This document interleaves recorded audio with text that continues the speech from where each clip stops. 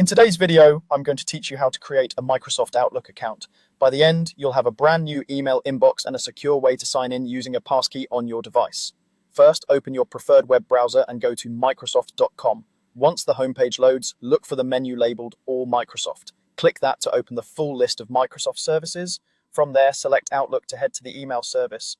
On the Outlook page, find the option that says Create Free Account and click it. This takes you to the Sign Up screen. Here, you'll create your new email address. Pick something memorable and professional if you'll use it for work or school. If the name you want is taken, try adding a simple variation like a middle initial or a short word that still looks clean. Next, you'll be asked to enter a password.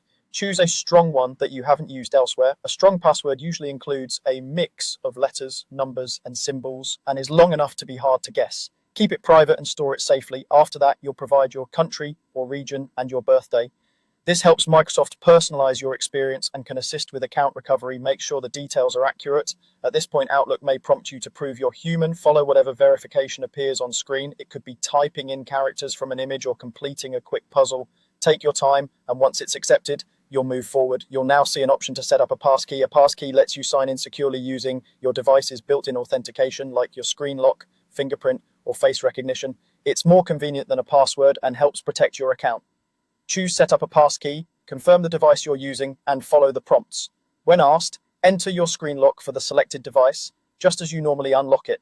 This links your device to your account for fast, secure sign-ins. Once you complete that, your passkey is created, and you now have an Outlook account.